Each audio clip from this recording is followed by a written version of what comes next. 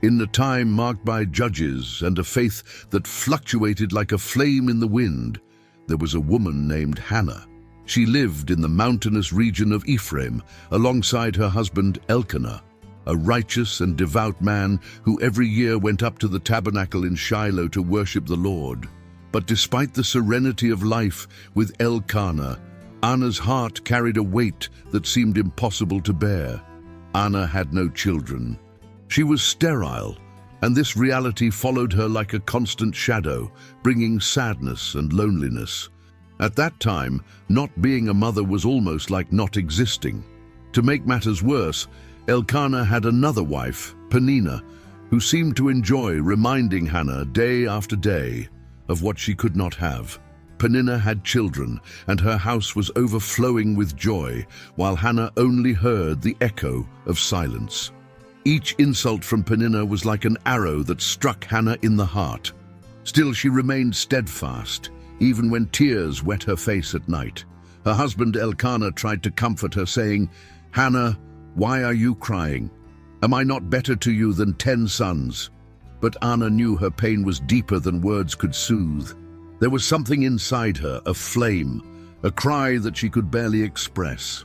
Subscribe to the channel for more exciting biblical stories and turn on the notification bell so you don't miss any videos.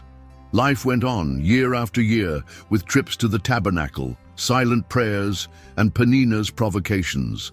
But in that wounded heart, something was being prepared. It was like a dry land eagerly awaiting rain. Anna believed that God somehow could hear her. Anna's days were marked by a bitter routine. Inside her own home, she faced a silent battle against Peninnah, who seemed to take pleasure in highlighting everything that Anna didn't have. Peninnah didn't need to say much. Sometimes all it took was a look or a casual comment, full of irony, for Anna to feel the weight of her infertility. It was in these moments that Anna took refuge most in her thoughts, trying to find strength where there seemed to be none. She heard the laughter of Peninnah's children running through the yard, and each laugh seemed to echo like a cruel reminder of her own loneliness. Peninnah knew how to use words like little barbs, always disguised as jokes, but which hurt deeply. "Ah, Anna, if you had children, you would understand how much work this is," she said with a smile that did not hide her wickedness. But Anna never responded, not a single word. Not because he didn't feel like it, but because he knew that his fight was not against Peninnah. There was something bigger at stake, something that not even Peninnah could understand. Her pain was not just for not having children, but for God's silence that seemed not to break, for those prayers that until then had not received an answer. And even so, Anna didn't give up. She carried her sadness like someone carrying a burden that somehow she still believes can be lifted. Elkanah, in turn, saw Anna's suffering and tried to console her, but his words, although full of love, did not reach the emptiness she felt. He divided his attention between his 2 wives, and this only made Anna feel more isolated. While Peninnah boasted about her children, Hannah returned to her stillness, her inner world, where she maintained a faith that seemed unshakable, even in the most difficult moments. That year, as usual, Hannah went to the tabernacle in Shiloh with Elkanah and Peninnah, but something inside her was different.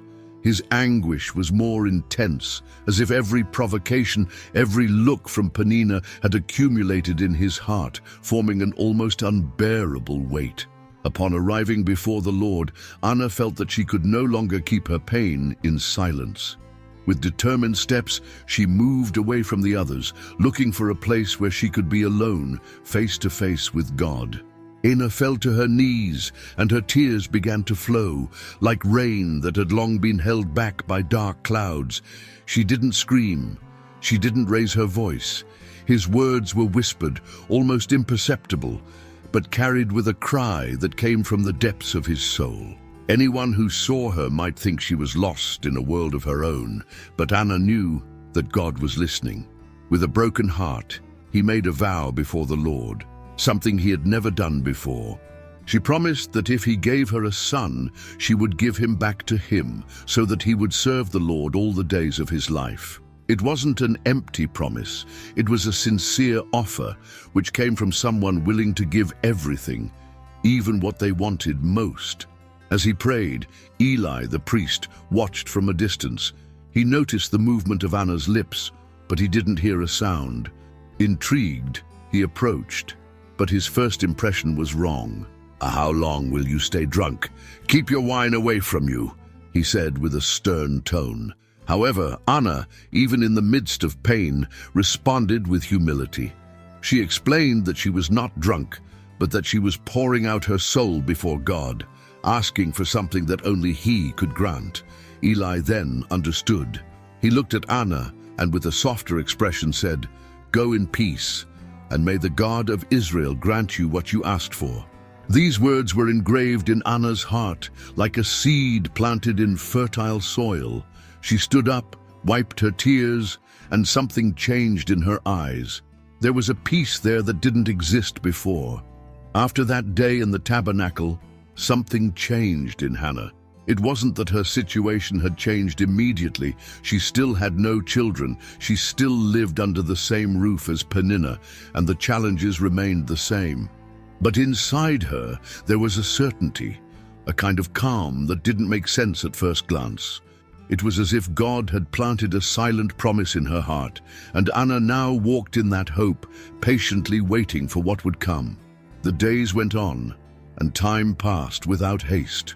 During that period, Anna continued with her life, but her every gesture seemed filled with a new faith. Elkanah, without completely understanding what had happened, noticed that she was no longer crying like before. Peninnah's provocations seemed to have lost strength, like arrows that no longer found a target. Something was happening to Hannah, but no one could see what it was except her and the God who had heard her cry. Then came the moment when the answer began to reveal itself. Anna noticed the first signs that something was different, a small hint here, a slight foreshadowing there, and his heart began to beat faster. And it didn't take long for her to know for sure. She was pregnant. Eli's words, God's promise, the silent prayer in the tabernacle, everything began to come together like pieces of a puzzle that finally made sense. Anna couldn't contain her joy, but she also knew that that moment was much greater than any personal happiness. She carried not just a son, but a living promise, a testimony of God's faithfulness. Every day of her pregnancy, Anna felt the weight of the miracle that was growing inside her, a miracle that would change not only her life, but the history of Israel. And when the time came, Hannah gave birth to a boy. Samuel was born on an ordinary day, but his arrival carried the mark of the extraordinary. For Anna, holding him in her arms was like touching a living promise. She observed the boy's small, delicate face and knew that every detail of it was a divine response. He was not only the son she had longed for, but the symbol that God hears those who cry out with a sincere heart. The first months with Samuel were a mix of joy and reverence. Anna cared for him with love, but each gesture was accompanied by a guilty conscience. The time she would have with him would be short. She had not forgotten the vow made in the tabernacle. Every time Samuel smiled or made a sound, Anna felt a pang in her heart, because she knew that she had consecrated him to the Lord before she even saw him born. Still, she didn't let sadness dominate. On the contrary, he enjoyed every moment, cradling Samuel in his arms and murmuring prayers as he slept. Elkanah, by his side, was also aware of what that meant. Despite loving his son, he respected Anna's promise.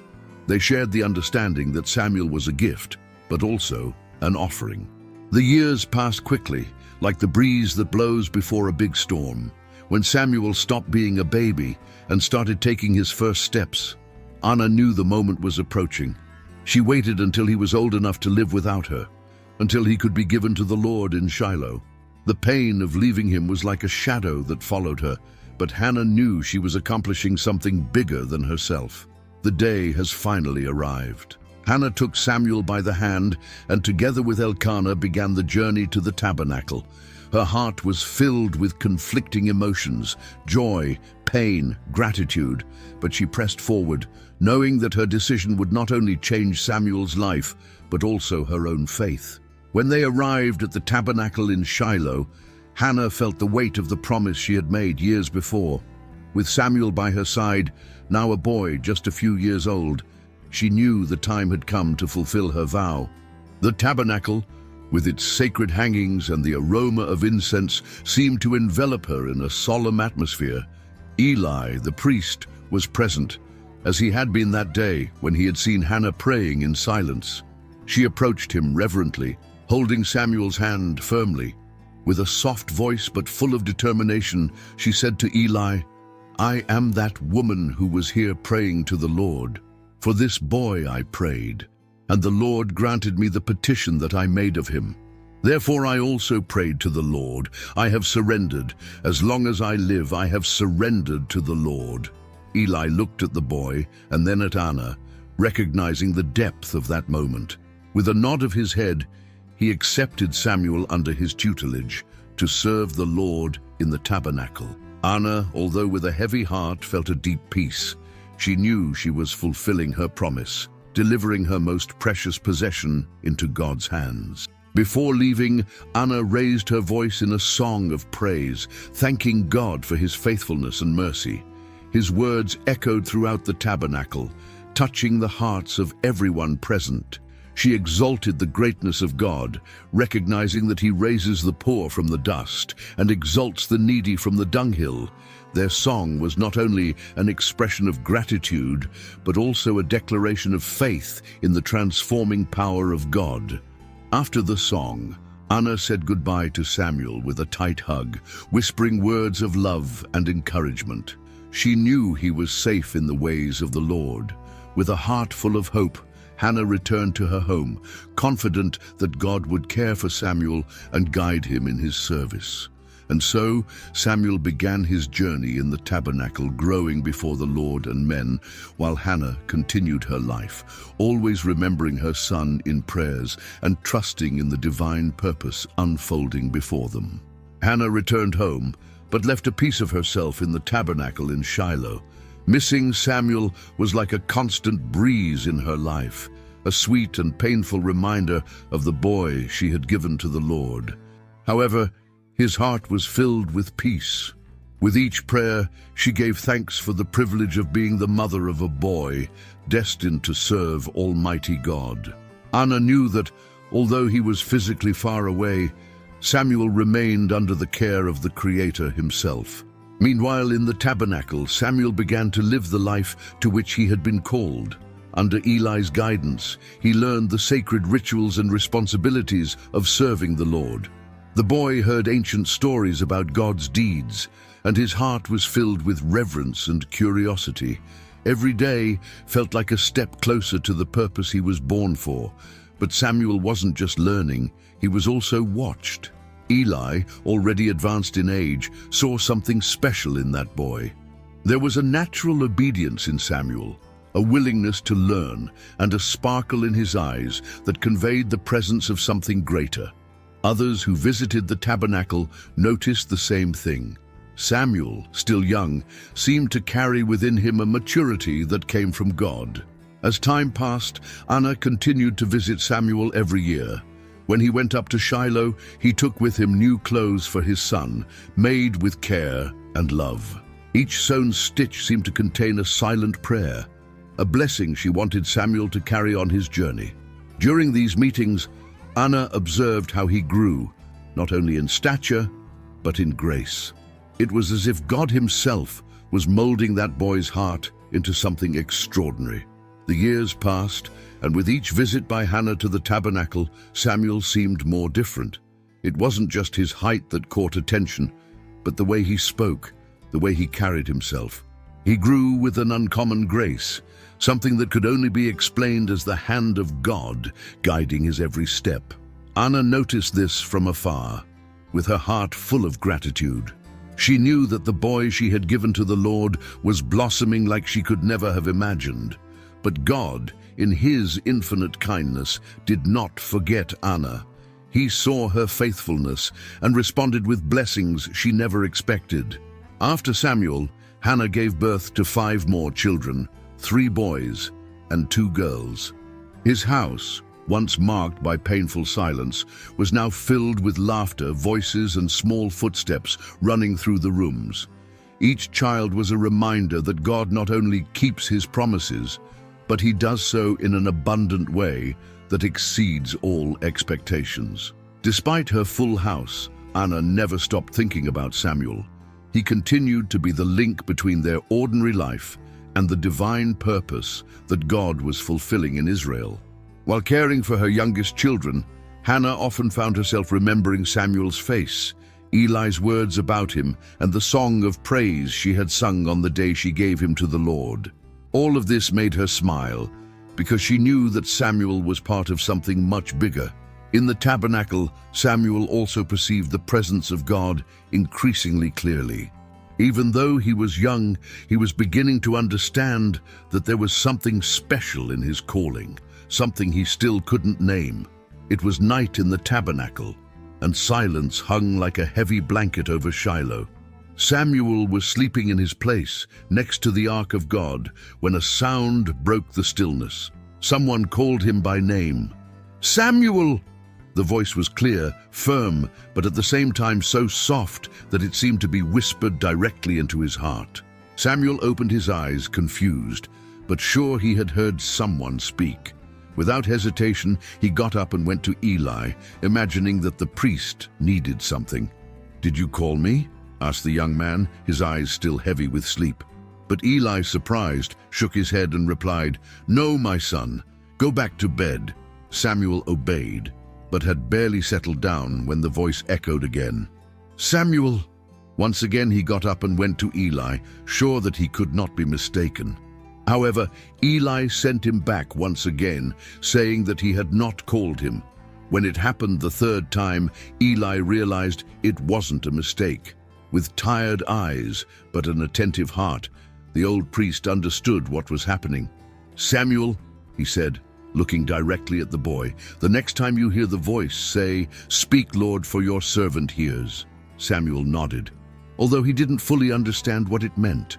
But there was something in his words that held a certainty, as if the tabernacle itself was bearing witness to something sacred. And then it happened again.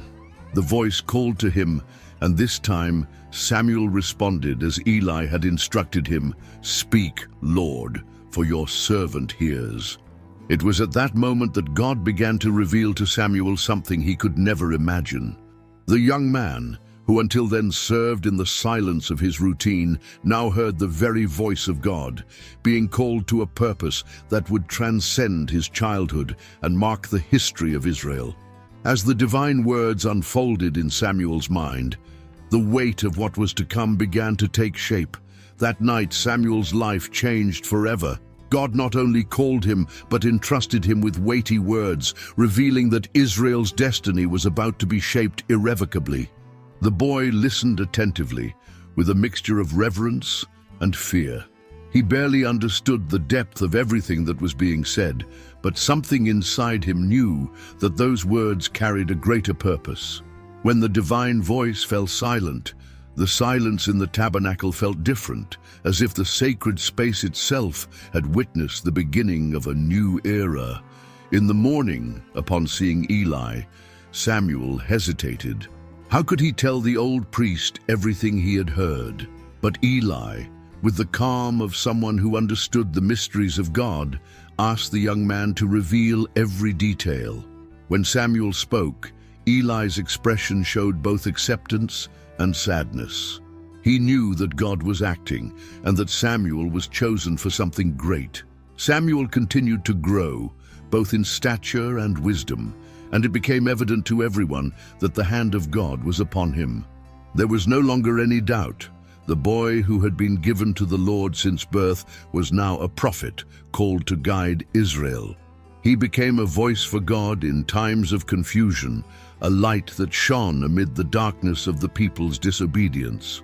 While Samuel fulfilled his calling, Anna continued her life in Ramah, always in prayer, always following from afar the rumors about the son she had dedicated to the Lord. The boy she once cradled in her arms was now a man carrying the word of God to a nation. All of this was the result of an unshakable faith and a sincere vow. The story of Anna and Samuel is like a river that starts small, almost imperceptible, but that, throughout its course, grows until it transforms the entire landscape around it. Anna, an ordinary woman, carried within herself a pain that seemed unbearable, an anguish that could have destroyed her. But instead, she chose to give everything to the Lord. In her silent prayer and her sincere vow, Anna showed us that faith does not depend on grandiose words, but on a broken heart that fully trusts in the God who can do everything. What do we learn from Anna? First, that God hears even the most silent prayers. When Hannah cried alone in the tabernacle, it seemed like no one noticed her, but God was attentive to every word, every tear. He not only listened, but responded in a way that turned her pain into joy and her shame into honor. Anna teaches us that even in the darkest moments it is worth trusting. Furthermore, his story shows us the power of purpose. Anna did not ask for a child just to satisfy her personal desire. She consecrated him to God before even holding him in her arms. And because she gave up what she wanted most, Samuel became an instrument of change for an entire nation. Sometimes what we give to God comes back to us in ways we could never imagine. And finally, Anna teaches us about gratitude and loyalty. Even after receiving more than she asked for, she never forgot to honor the Lord. His life was a living testimony that God not only keeps his promises, but does so with abundant generosity. Anna's story is not just about a miracle, but about the God who turns pain into purpose, tears into joy, and faith into legacy. Just like Anna, we are invited to trust, to surrender, and to wait, knowing that the God who heard your prayer also hears ours. And what he can do in our lives is much greater than we can dream. If you liked Anna's story and want to continue following other stories of faith and overcoming, be sure to like this video and share it with those you love. And of course, subscribe to the channel so you don't miss any new content. Together, let's explore more powerful lessons from the Bible.